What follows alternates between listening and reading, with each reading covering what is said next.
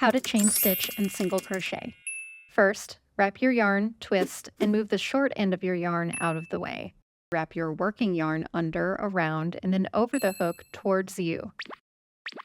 Now, take that loop and pull the working yarn through it, and you have your first chain stitch. I use the index finger on my dominant hand to keep my loop in place, while my other hand holds the yarn and controls the tension while I'm working.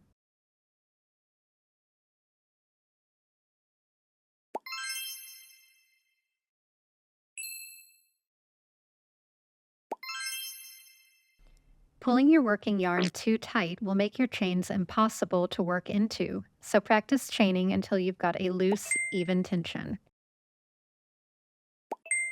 Each V in your chain counts as one stitch, not counting the loop on your hook. You're going to skip the V closest to the hook and insert the hook through the second to last chain you made.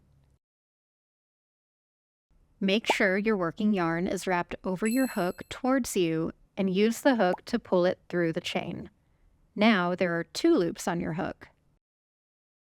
Yarn over and pull the working yarn through both of the loops on your hook. The 7th chain in your foundation row is now that first stitch.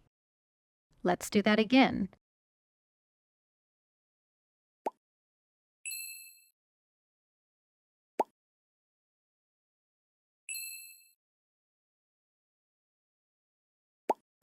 And that's stitch number 2. Try not to get frustrated if it takes your hands and brain a while to catch up to each other. When you get to the very first chain you made, that's where you'll work the last single crochet in your row, just like you did all the ones before.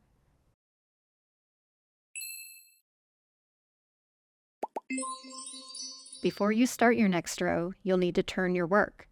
Now, we're looking at the back of the stitches we just made. You can count them by looking at how many V's are on the top edge of your fabric. To begin row number 2, insert your hook underneath that first V in between the last 2 stitches from the previous row. Yarn over, pull your working yarn through the fabric, yarn over, and pull through 2. Just make sure you don't miss the last stitch in your row, and that's it.